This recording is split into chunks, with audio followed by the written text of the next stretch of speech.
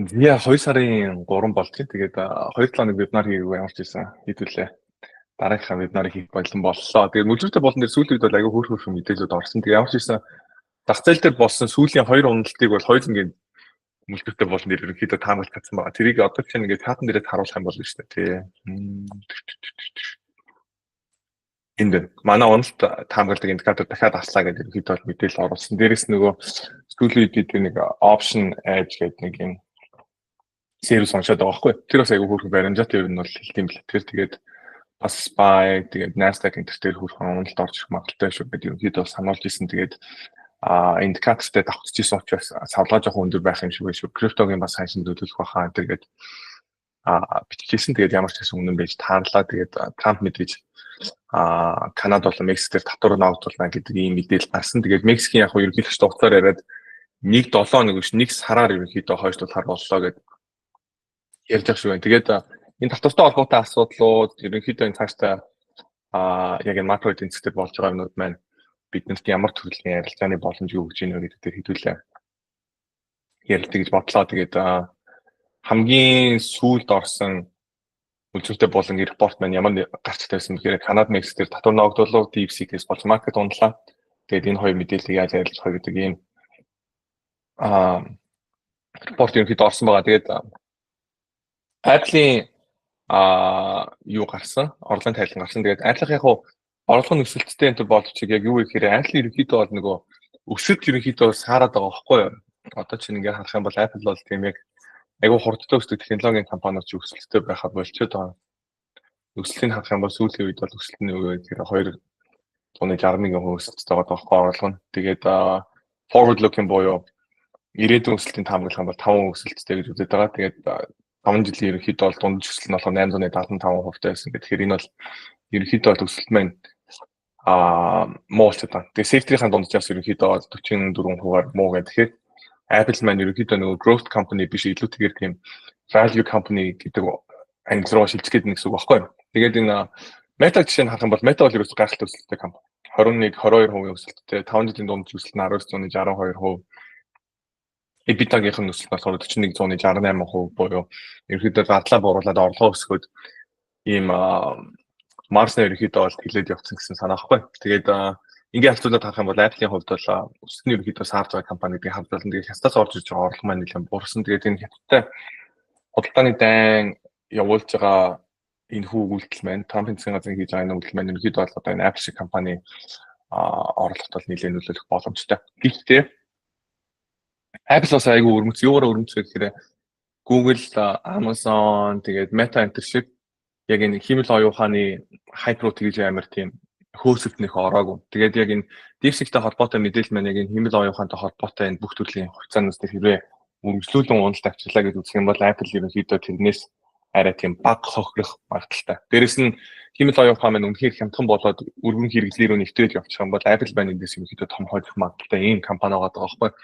Тэгэхээр яг Apple-тэй шууд дээрш байхад хэцүү. Гэхдээ шууд одоо жишээ нь үгүй эндээс худалдаж аваад ерөөс уурж таснаа гэж хэлэхэд бас зөв ийм компани байгаа байхгүй. Тэгээд лаптопны борлуулалт сайжирсан мэдээс гарсан. Тэгээд 2023-22 онд ерөнхийдөө лаптопны борлуулалт маань нэлээд буурлах байсан. Машины борлуулалтаас буурлах байсан. Ягаад тэр вэ гэхээр ковид үеэр Тайванд үер болоод хагас дамжуулагч ерөнхийдөө хомсдолд оронгууд хүмүүс хоёр төрлийн бүтээгдэхүүнийг аягүй ихээр худалдаж авч ирсэн. Тэр нь юу байсан бэ гэхээр компьютер, гар утас, машин. Тэгээд эдгээр ерөнхийдөө бараануудыг бүгдээрээ аягүй их тийм худалдаа авалтууд хийгээд тэгээд дараагийн хэдэн жил маань ерөнхийдөө яг энэ салбарт тийм bear market болсон байсан. Тэгээд эргээд ерөнхийдөө лаптоп тэгээд ерөнхийдөө машины борлуулалтнаас сэргэж хэлж байна гэдэг ийм ерөнхийдөө датануудаас зах зээл дээрс гарч эхэлж байгаа. EPS маань Amazon-оос авдаг захиал маань 50% буурна гэдэг мэдээлэл гараад хугацааных нь хайлт маань унсан байгаа. Tesla-гийн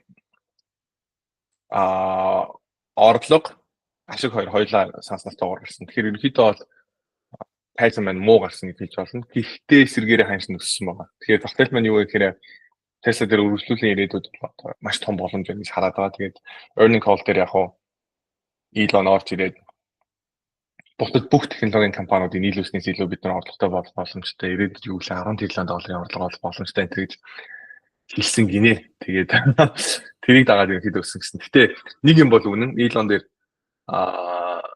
эсрэг бэкс тавихад бол аюу хэцүү. Одоо юу гэдэг Elon энийг хийж чадахгүй хүнтэр гэж хэлэхэд аюу хэцүү. Ягаад гэвэл өмнөх угаасаа track record-ыг харах юм бол гэрийн үнээс бол маш тэмж өндөртэй. Олон юм дээр зэрэг ажиллах чадвартай юм яхахгүй юм онцгой хүн байгаа даа байхгүй. Тэгэхээр тийм учраас тэрийг бас манайхан бас бодлого хэрэгтэй. Метагийн орлого сайн гарсан. Тэгээд мета бол үргэлжлүүлэн бүр зүгээр л амар гүйцэтгэлтэй компани. Бүр гайхалтай гүйцэтгэлтэй компани. Тэгээд саний онцлон дээр хүртэл хувьцаа нь унаагүй хаа. Тэгээд үргэлжлүүлэлт ерөнхийдөө аягаар аюултай байгаа энэ компани. Тэгээд Zuckerberg-аас бас нэг ажиллах юм нь юу вэ гэхээр Trump ерөнхийлж бодлоо гэдэг тэнгууд нь шууд очиж уулзсан муулзаал өөрийнхөө өмнөх баримталж хийсэн бодлого модлууд дээр шууд өөрчлөлт гаргаад аягүй тийм залтай залуу. Тэгээд шууд суурин дээр аягүй хөөрч чаддаг 180 гараад эргэж чаддаг нөхөр байгаа даа байхгүй. Тэгээд яг бизнес талаас нь мэдээж иймэрдүү фаундертай байх нь бас зүг байх талтай. Microsoft-ийн хувьд бол орлого гарсны дараа бол унсан. Тэгээд Microsoft-ийг унснаар бас эндээс ажиглагдах юм нь юу вэ гэхээр энэ удаагийн яг энэ химэл оюун ухаантай холбоотой том энэ өсөлт бүхтүүд маань ерөнхийдөө Microsoft одоо урдсан тэргүүлжсэн компаниудын нэг гэж хэлж байна. Яг л OpenAI дээр хөрөнгө оруулалт хийсэн. OpenAI маань талтай Azure энэ төр хэрэглээд явдаг. Дээрээс Microsoft-ын бүтээгдэхүүнүүд маань өөрөө химэл оюун ухааныг ерөнхийдөө ашиглаад ингээд нийтэд ерөнхийдөө одоо хүргэж байгаа том компаниудын нэг гэж хэлж болохоор байгаа байхгүй. Тэгэхээр тэр утгаараа бол яг Microsoft-ийн орлого гарсны тайлан гарсны дараа унсан нь нэг талаасаа AI-тай холбоотой химэл оюун ухаантай холбоотой арилжаан дээр яг энэ sentiment change орж ирдэг нүггүй юу гэдгийг бас харуулсан тийм үзүүлэлттэй нэг байсан гэж хэлж байна. Intel-ийн орлого санснаас дээгүүр гарсан. Гэхдээ forward guidance буюу тааштай ерөнхийдөө бол орлого ямар байхаа гэдэг дүр зураг дээр л нэлээд bearish юм ярьсан байлаа. Яг Intel дээр богино хугацаанд боломж байж магадгүй гэдгийг харж байгаа. Тэр юутай холбоотой гэхээр Trump маань яг энэ дотоодын яг стратегийн чухал ерөнхийдөө бизнесүүдийг хамгаална гэдэг бодлоготой байгаа. Тэгээд энэ донд юу орж байгаа гэхээр хаарт амжилт үйлдвэр буюу нөгөө fabrication process гэдэг зүйл байна байгаа. Тэгээд Америкт ерөөсөө энийг хийдэг цорын ганц компани үлдсэн юм байна. Өөрөө Intel байгаа. Тэгэхээр Intel-ийг яг энэ дампууруулахгүйгээр Apple сонирхол Америкийн ашиг сонирхол талаас нь байгаад байдаг. Intel дотроо айгуу тийм үнцэнтэй охин компаниудтай. Тэгээд тэр охин компаниудаас салгаж зараад өрнүүдэд дарлаа гэхэд бол яг санхүүгийн асуудал одоо санхүүгийн нөхцөл байдал баланс шийт талаас нь нэлээд дайггүй болох магадaltaй учраас тэр нөгөө богино хугацаанд жишээ нь өсөлт авчих магадaltaй гэж үздэг байгаа. Гэхдээ нөгөө талдаа Chips Act-аас үргэлжлүүлэн хөрөнгө оруулалт авахын тулд Intel маань өөрөө охин компаниудаас салгах биш яг ингээд цугтаа байж тэр нөгөө хөрөнгө оруулалтыг авна гэдэг бас нэг юм дилемма байгаад байгаа байхгүй. Тэгээд нөгөө CPU гэж яриад байгаа одоо төв тооцооллын одоо юу гэх ханс дамжуулалт гэж ярих юм Монголоор зөв CPU гэж ярьсан хүн болгосон хүмүүс ойлгож байгаа. CPU дээр хоёр төрлийн архитектур байгаа даа. Нэг нь болохоор X86 тэгээд нөгөөт нь AMD гэдэг архитектур байгаа даа. ARM гэдэг архитектур байгаа даа байхгүй. Тэгээд ARM гэдэг архитектуристаа X86 маань өөрөө market share алдаад байна. Тэр маань юу гэхээр одоо чинь 100 шиг ханс дамжуулалт гаргаж байгаа. Хуучин бол 98% нь одоо чинь юу гэдэг X86 байсан бол одоо тэр маань буурсараа 70% болдог ч юм уу. Тэгээд иймэрхүү үзүүлэлтүүд гарч ирээд байна. Тэгэхээр энэ том маань үргэлжлэж явахаар Intel маань өөрөө зах зээл дээр байр суурь маань үргэлжлүүлэн алдагдаад байгаа юм зүйл байна. Тэр маань хувьцааны ханш дээр ч гэсэн мэдээж байгаа. Яг тэгэхээр сүүлийн 20 хэдэн жил жишээ нь Intel хувьцаа барьсан хүн бол ашиг биш бүр эсрэгээр алдагдaltaй байх хэрэгтэй байгаа байхгүй. Тэгэхээр тийм байна. Улс төртэй холбоотой яриа. Улс төр дээр бол мэдээж олон юм болсон. Тэгээд Doge гэдэг энэ байгууллагыг ерөнхийдөө бол Elon-ы санаачлалтаагаар бий болсон. Тэгээд энэ маань өөрөө ямар нэгэн байдлаар их мэдлгүй. Одоо чинь юу гэдэг бүрийн одоо өөрчлөлт хийх мэх ирэх байхгүй. Илүү нөгөө тийм зөвлөгөө өгдөг байгууллага байгаа байхгүй. Одоо энэний нэгсэн дээр юм байна. Ингээд зөвлөмжүүд өгнө. Тэгэхээр өгсөн зөвлөмж болгон биелэх албагүй. Гэхдээ хүүхэнд яг энэ ийм төрлийн initiative буюу ажил эхлээд тэгээд амжилттай явж исэн тийм тохиолдол байдаг юм. Тэр нь юу вэ гэхээр 2 дугаар дайны үед Truman гэдэг Америк ерөнхийлөгч байсан хүн маань ерөнхийлөлт болохоос өмнө яасан бэ гэхээр 10,000 гаруй километр машин барьж аваад дайны үеийн одоо defense budget буюу батлан хамгаалалттай холбоотой төгсөв маань яг юунд хэрэглэгдэж байна? Яг үнэхээр үр дүнтэй хэрэглэгдэж байна уу? Мөнгө маань очих ёстой газар очиж байна уу? Хэрэглэгдэх ёстой зүйлийг хэрэглэгдэж байна уу? Үгүй юу гэдгийг шалгаж явж байгаад ерөөсөө Америкт бол маш их хэмжээний мөнгийг ерөөсөө үүрэ хасаггүйгээр айгүй тийм хэрэггүй зүйл зарцуулдаг байсан байна гэдгийг олж мэдээд эргэж ирээд тэр үед болохоор ерөнхийлөгч маань болохоор Roosevelt байсан баха. Бидтэй буруу ярьж магадгүй шүү. Уулзаад тэгээд нэг ийм комисс байгуулъя гэдэг. Тэгээд энэ комисс маань болохоор $15,000 төсөв аваад тэгээд тэр төсвийнхаа дагуу гайхалтай ажлуудыг хийжсэн юм. Тэгээд тэр гайхалтай ажлууд маань хэдэн доллар хэмнэсэн бэ гэхээр 15 тэрбум доллар хийсэн. Тэгээд Америкийн том компаниуд стандарт ойлос эсвэл зөндөө олон компаниуд маань Америкийн засгийн газрыг ерөнхийдөө айгу мүүлждэг, ашигладаг. Дээрэс нь ганцхан мөнгө хэмнээ зогсохгүй цэргийн тоног төхөөрөмж одоо дайнд хэрэглэгддэг тоног төхөөрөмжүүд дээр эвдэрхий гажигтай бараа бүтээгдэхүүнүүд Америкийн хөрд шатдаг байсныг олж мэдээд тэр асуудлуудыг заснараа зөндөө олон хүмүүсийн амь насыг хүртэл аварсан гэж үздэг юм байна. Тэгээд энэ маань өөрөө Germany-г айгу нэр хүндэтэй болгож ирсэн. Тэгээд яг энэнтэй адилхан ажил маань одоо 80 жилийн дараа Elon-ы удирдлага доор ерөнхийдөө явж байна гэсэн. Тэгээд Elon жишээ нь төрийн сангийн гүйлгээнүүдийн бүх гүйлгээнүүдийг харах ерөнхийдөө бол эрхийг авцсан. Тэгээд энэ гүйлгээнүүдээр бүгдээрээ наудад хийгээд хаашаа гүйлгээнүүд явсан, хэн рүү мөнгө явсан гэх мэтлэн дээр айлтгийн одоо шинжилгээнүүд хийгээд хийсэн.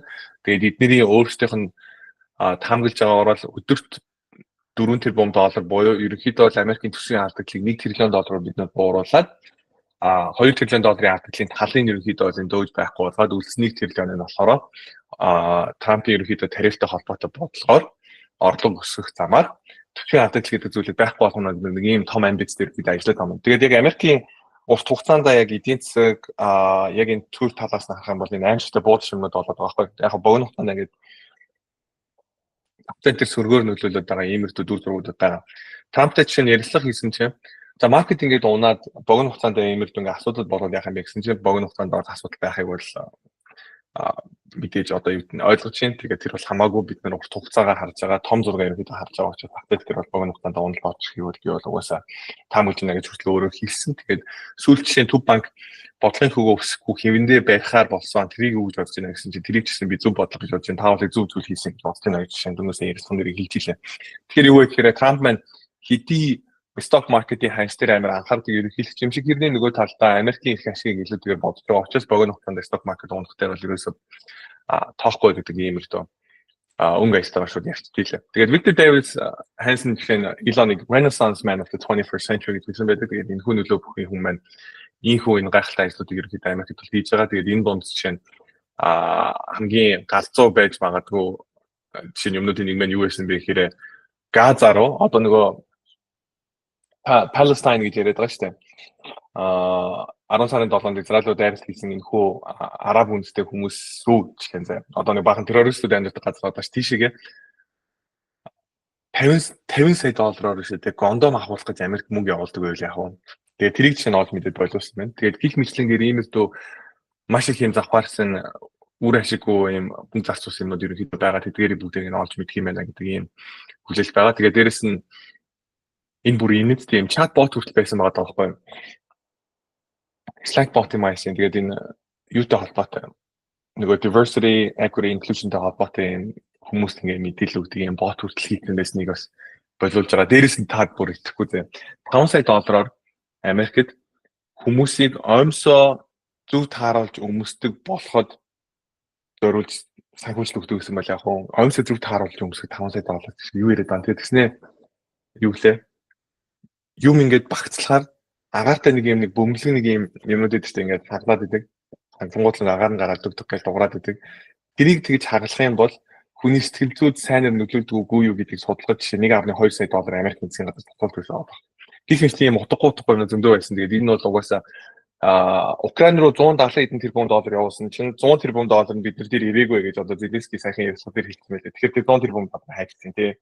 Зеленский худлаа яриад байгаа мó эсвэл саталтаа Америк хуваагаад идсэн юм уу. Тэгээ миний бодлоор бүгдээ хуваагаад идсэн. Зеленский ч мөнгө идсэн, Байден ч мөнгө идсэн, Камалаг ч мөнгө идсэн. Камалагийн тэр нэг хамаатных нь cousin гэдэг нэг заасан төрийн мөнгийг угаасаа энэ тэрүүгээр хэрэгэлж иддэг нь угаасаа нэг хэсэг цуураад байсан шүү дээ. Тэгээ тэн дээр бас нэмэлт мэдээлэлүүд байгаа. Та өөрсдөө сонирхоод судлыг байл надад бол яг нэг хөрөнгө оруулалт талаас нь нэг чухал биш юм шиг санагдаж байна. Тэгээ ямар ч биш нэг зүйл бол үнэн. Мөнгө угаадаг, ийж мөнгө явуулдаг, явуулсан мөнгө маань угаасаа очих цагаад очтгүй нэг ийм л асуудал зөндөө байгаа байхгүй. Тэгээ дээрэс нь Америк яахлаар Украины дайныг санхүүжүүлээд тэр байтугай бүр ингээ Сауд Африк янз бүрийн орнууд руу мөнгө явуулаад идэв юм гэдэг асуудлууд ерөнхийдөө л яригдж байгаа. Тэгээд эдгээрийг бүгдийг ингээ бойцоор энэ төсвийн алдагт маань нэлээд буурах хаа гэдэг ийм хүлээцтэй байгаа. Тэгээд энэ Germany Comsтэй холбоотой энэ зургийг оруулсан. Тэгээд энийг та бас судлах юм бол айгүй гоё сонирхолтой фактууд байгаа. Дээрэс нь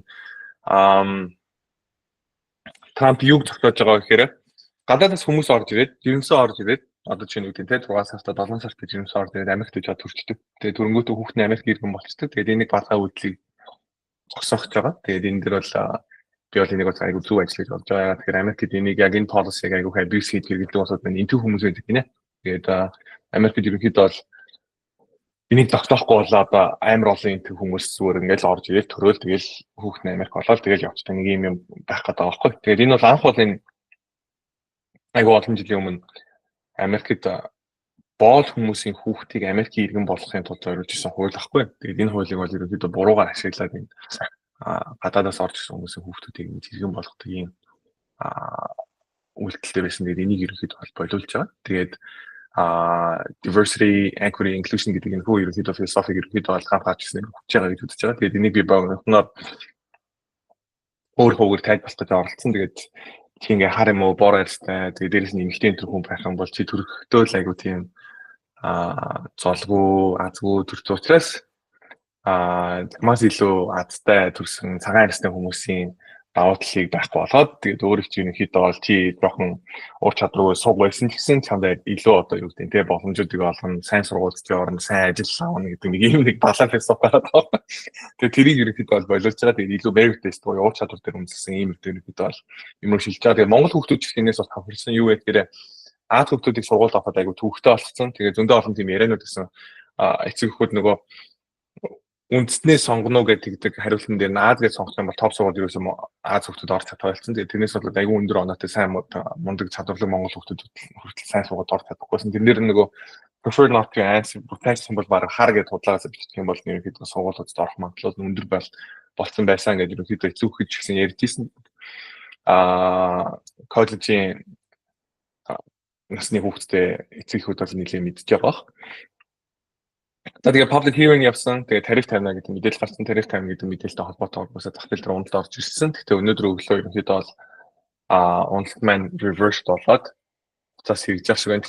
Тэгээ би бол энэ уналтыг бол дуусаагүй гэж бодож байгаа. Яагаад тэгэхээр seasonality талаас харах юм бол 2 сар ерөнхийдөө бол айгу муу сар л байдаг юм байна л да. Одоо хамгийн муу сарууд гэдгсэн чинь 2 сар, 5 сар, 9 сар байгаа байхгүй. Тэгээд ерөнхийдөө бол бид нэр хамгийн уналттай байдаг сар дээр байгаа. Ковидын том уналт байна ерөнхийдөө бол 2 сар болж исэн та санаж байгаа бол тэр утгаараа ийм сар байгаа. Тэгээд market man юу гэхээр доошоо уналттай gap-тай нэгдээд тэгээд gap man ерөнхийдөө бол харагдаад дуцаад ингээд өссөн ийм дур зүрхтэй одоогийн байдлаар бол явж байна.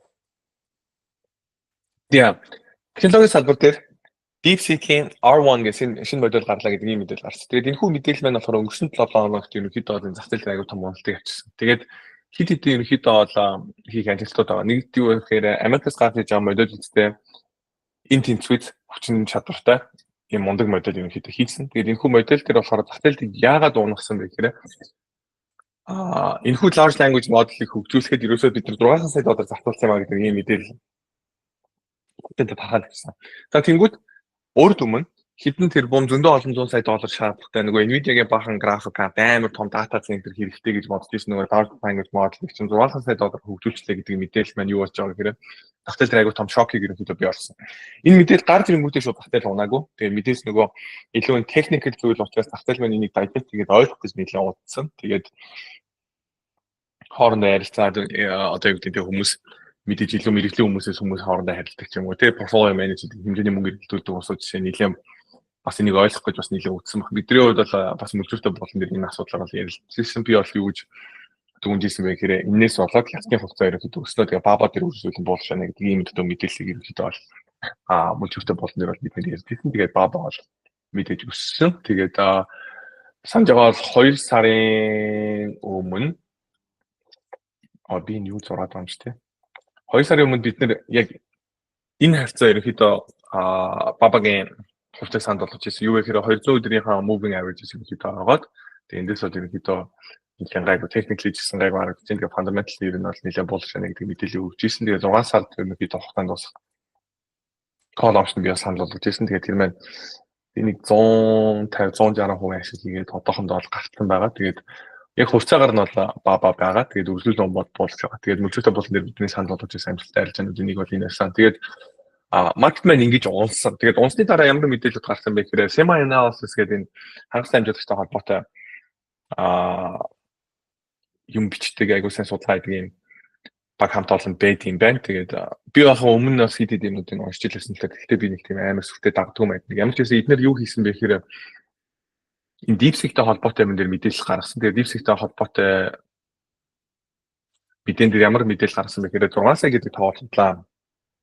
Бидний тооцоолж байгаа эдгээр бол 1.3 тэрбум долларын график карттай.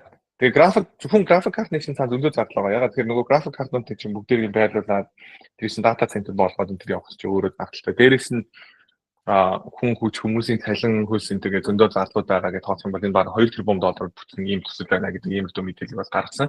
Дээрээс нь зах зээл дээр DeepSeek маань бас нөгөө 6 саяас гадна юугаар үнэхээр хямдхан байгаа гэсэн бэ гэхээр API caller айгуу хямдхан байгаа гэсэн. Бид нар юу вэ гэхээр одоо бид нар химэл оюухан хэрэглэх юм бол хэдүүлээ яг юм браузер интерфейсээр орж хэрэглэдэг байхгүй юу? Тэгэхээр нэг Query-г орох юм бол нэг юм байгаа болсон. Одоо чинь юу гэдэг нь better than DeepSeek гэдэг юм уу? Тэнгүүт энэ сүүлд Alibaba-гийн гаргасан модель маань болохоор энэ Qwen 2.5 Max ахгүй. Тэгээд энэ болохоор image generating, video generate гэдэг юм.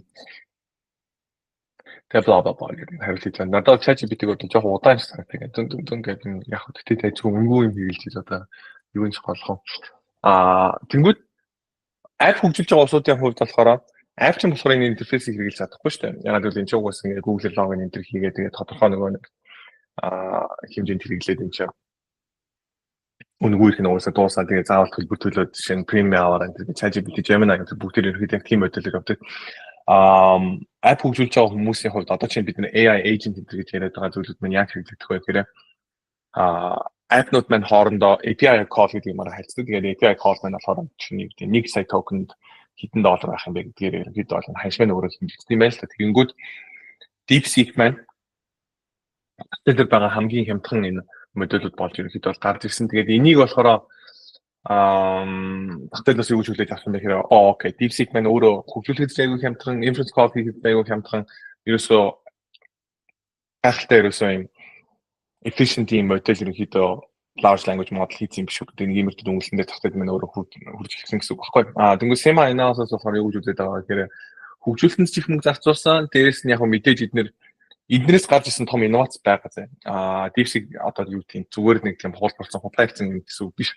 Гэхдээ энэ ханшил айгүй хямдхан байна. Энэ ханшин дээр бол subsidy буюу татаас орж ирж байгаа. Америк одоо хятадын төрөөс ч гэдэг юм уу тийм ямар нэгэн байдлаар санаас дэмжлэг орж ирж байгаа гэж үзээд байгаа юм. Яагаад тэгэхээр график картн дээр 20 тавьсан байхад тэрбум гаруй долларын нэгт график карттай. Дээрээс нь алдагталтайгаар энэ API call-ыг бол өгж байгаа гэж үзээд байгаа байхгүй. Тэгэхээр яг хятад маань өөрөө яг энэ химэл оюухантай холбоотой юм салбар дээр нэлээд өсөлдөх гээд энэ дээр ерөөд бол татаас өгөөд орж ирж байгаа гэж ирж байлаа. Окей.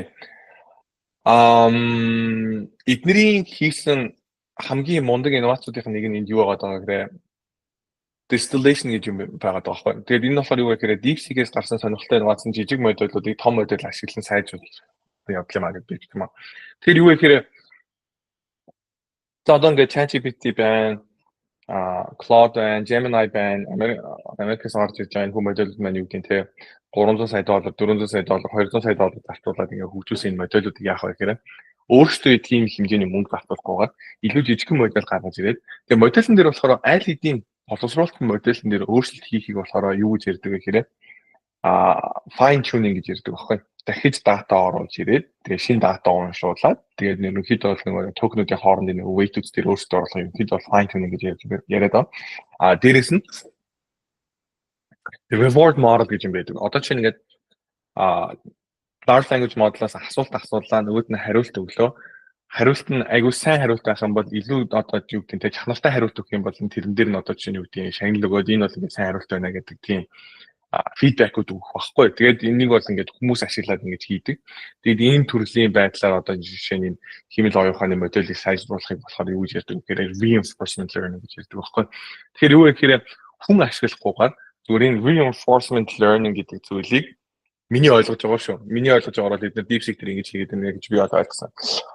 Reinforcement learning-ийг илүү хүчтэй модельээр жижиг модельийг ерөнхийдөө бол жижиг моделийн хариултууд дээр нөгөө нэг юунууд хийгээд шүүмжүүд өгөөд одоо дүнэлтүүд тавиад тэгээд жижиг моделийг сайжруулж байгаа байхгүй. Тэгэхээр энэ маань болохоор асар бага зардлаар тэгээд айгүй тийм бага тооцооллын resource ашигладаг ийм хүн модельүүдийг ерөнхийдөө том модельүүдтэй энд үзэхэд ерөнхийдөө бол уур чадвартай болгож ингэ сайжруулдаг ийм техник гаргасан юм. Тэгээд хятадын энэ одоо энэ 200 ажилтнтай hedge fund байгуулж исэн нэлээд мундаг одоо залуугийн байгуулсан энэ хүү жижиг стартап маань ерөөхдөө бол хийж байгаа айгу мундаг зүйлүүд ах нэг энэ байгаа байхгүй. Тэгээ multi-head latent attention гэдэг нэг иймэрдүү бас энэ technical нэлээд мундаг бас юм солиушнуудыг гаргасан юм байна. Тэгэхээр юу вэ гэхээр KV cache гэдэг нь юу вэ гэхээр одоо чинь ингээд large language modelтай зүгээр нэг асуулт асуух биш ингээд 5 асуулт, 6 асуулт, 7 асуулт, 10 асуулт гэж ингээд асуугаад явж илаа гингүүц чи юу вэ гэхээр өмнө нь чиний асуусан асуултууд тэгээ чиний асуултанд ч өгсөн хариултууд энэ төр гэдэг ингээд бүгдээр ингээд цугаад явж байгаа шүү дээ. Тэнгүүц чи юу вэ гэхээр яг ингээд хүнтэй харилцаж байгаа юм шиг байхын тулд яах ёстой гэхээр чиний өмнө нь асуусан асуултыг чинь large language model ч санаж байгаа байхгүй. Тэгэхээр тэр мэдээллүүдийг бид нэр болохоор юу гэж ярьдаг вэ гэхээр context гэж ярьдаг. За тэнгуүтээ нэг өмнө нь угаасаа хийгдсэн тооцоолж нэг өмнө одоо жишээ нь бодсон бодлогын хариултыг дахиж бодох юм бол тэр чинь шал дэмий тооцоолд үрэх гэдэг шүү дээ. Тэгэхээр юу вэ гэхээр яаж энэ large language model маань илүү тийм efficiently явдаг гэхээр зарим нэг угаасаа хариултуудыг бүгдийг нь хадгалаад нөгөө memory дотор хадгалаад явуулдаг. Тэрийг болохоор бид нэр cache гэж ярьдаг байхгүй. Cache гэдэг нь ер нь бол юу хэлдэг вэ гэхээр нэг төрлийн memory. Юутай тооцооллын unit буюу CPU graphic card-тай хамгийн ойрхон байгаа memory-г ерөөхдөө cache гэж ярьдаг байхгүй. За тэнгууд ашигладаг тэр KV cache гэдэг зүйлийг энэ тохиолдолд болохоор cache маань болохоор юу яригддаг байгаа гэхээр indexing solution-ыг яриад байгаа. Тэгэхээр энд юуг индекс хийгээд байгаа гэхээр асуулт хариултууд ингээд индекс хийдэг байна. Мэдээж энэ техникэл хаашаа detail-үүд ингээд харах юм бол миний ярьж байгаас илүү нарийн юмуд байгаа. Тэгэхээр юу гэхээр шаардлагатай тэр memory usage-ийг багасгасан ийм технологийн шийдлийг бас энэ DeepSeek маань гаргасан юм. Тэгэхээр яг хуу том зургаараа ойлгохтой зүйл маань юу вэ гэхээр хэмэл хоёрхантай холбоотой энэ хөгжүүлэлт энэ ажил дээр ерөнхийдөө хятадын компаниуд маань үргэлжлүүлэн айгу мундаг инновацлог оролцоо сайтай байгаа юм байна бид нар ойлгох хэрэгтэй. Тэнгүүд нь араас нь ямар мэдээлэл гарсан юм бэ гэхээр Alibaba ерөнхийдөө бол DeepSeek-тэй өвсөл Twitch бүрсний гэсэн хүчтэй модельтэй. Тэгээд өнгөсөө одоо чинь харуулсан энэ хөө Coin гэдэг модель маань болохоор энэ болохоор Alibaba-гийн модель гэхгүй юу.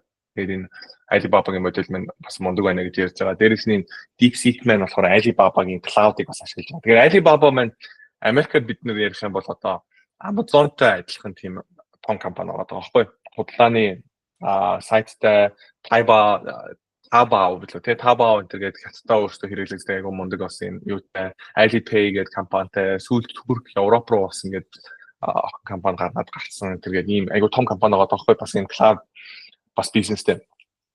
Тэгвэл cloud бизнесийн жишээ татлан DeepSeek хэрэглэдэг юм байна гэдэг иймэрдүү мэдээлэлд гарсан. Тэгээд яг хуу их сонирхолтой юм юу гэхээр заавал нөгөө унах юм хайхаасаа илүү тэгэхээр энэ бүхнээс илүү хожиж өсөх компани юу юм бэ гэдэг асуултанд бол би юу гэж хариулаад байгаа гэхээр ерөөсөө Alibaba юм байна гэж үзээд байна. Тэгээд угаасаа мөжөлтэй болон дээр санд болсноос хойш нэлээд өссөн учраас энэ дэр бол одоо YouTube дээр тавиулахгүй энэ гэдэг шаардлага алга угаасаа бабад бид нэр үргэлжлүүлэн буудаж байгаа. Бидний өмнө өссөн санал маань бол амжилттай ихэд явсан байгаа даа.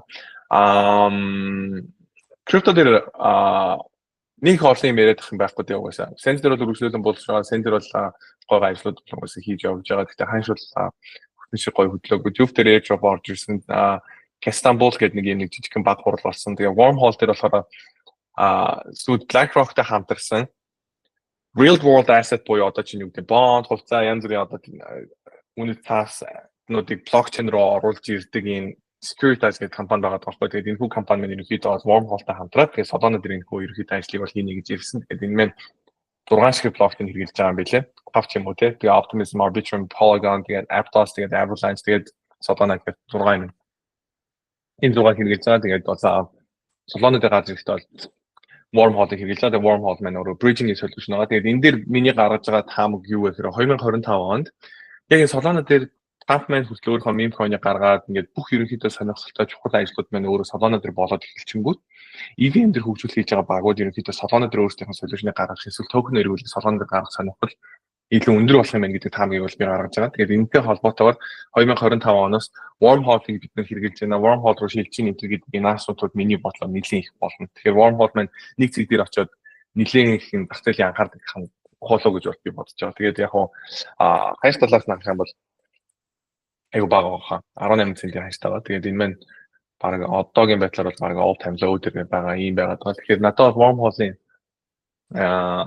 тавлыг гэдэг зоос энэ жил нэлийн зах зээлийн анхаарлыг хэн болов гэж бол надад бодогдоод байна.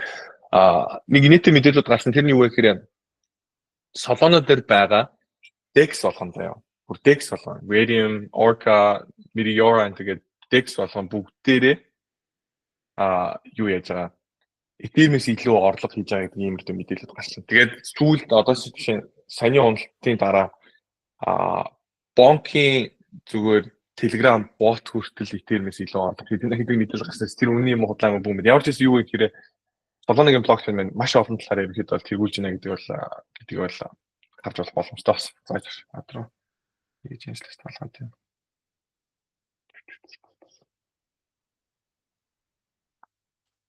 За JPEGs.fun гэдэг нэг юм гарсан байсан. Тэгээд яг энэ юу сонирхолтой гэхээр зүгээр meme зоос гаргах биш, meme NFT гаргаад тэр NFT-гээ хүмүүс худалдаж аваад тодорхой хэмжээний мөнгөнд бүрдэнгүүт нь Tensor дээр NFT-ийн bonding curve үсгээд тэгээд гардаг юм төс гарсан байсан. Тэгээд яг энэ зах зээл уналтайгаа учраас миний бодлоор зах зээл одоохондоо л ийм өртөө солиулснуудаас нэг хангалуун хандуулах байх. Тэгэхээр зүгээр яг ерөнхий механизм нь бол аюул таалагдсан. Vector.fun-ыг бол бид ярилцаад нэлээд удаж байгаа. Тэгээд Vector.fun-наас орж ирж байгаа орлогын 50% маань юу вэ гэхээр Tensor Treasury руу ерөнхийдөө орохоор болсон. Тэгээд энэтэй холбоотойгоор юу вэ гэхээр Tensor доосны орлого маань өөр 6 дахин өснө гэдэг ийм таамаг гарч ирж байгаа юм байна. Тэгээд үнэхээр үргэлжлүүлэн энэтэй холбоотойгоор бид нар Tensor дээр буулж байгаа. Тэгээд зах зээл дээр яг